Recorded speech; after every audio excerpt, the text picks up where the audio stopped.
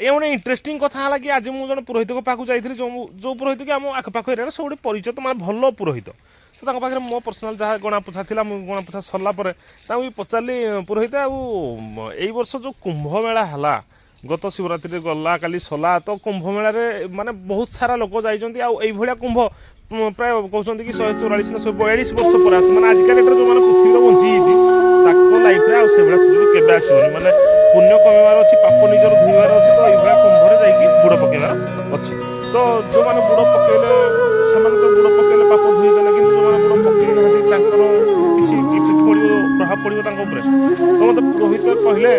Interesting कथा कहले कि जो मैंने बुड़ पकई पाप धोई तो भल कथा कि जो मैंने बुड़ पकई ना तुम भाविन माने ए जन्म पाप करना माने मत भारी विचित्र लगे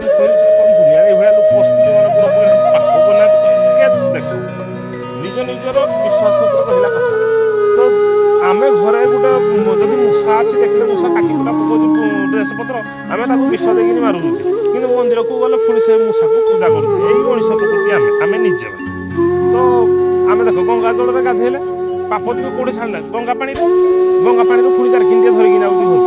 जदि आम किए घर परिवार पाखापाखि एरिया किए नष्ट हो डेथ कर आम कहूँ ये गंगा जल अच्छी जारकिन पानी टी आनिक पाखे दियो मैंने मुख्य प्राप्ति हो अच्छा तुम तो ये पाखटिक जारकिन धरिकी आईज ये जारकिन पानी पुणी मैंने मला लोक बाटे भी तुम पाप भरी कर दौच से मुख्य प्राप्ति हम तो आम मानकर विश्वास रोचे कथा और एमती किसी ना तुम तुम कर्म ठीक कर फल निहाती भल रही पाप गांडुआ गांडुआ कर तुम जाइए गंगार बुड़ पकईदे से गंगा को भी तुम अपवित्र कर आत्मा शांति लगे।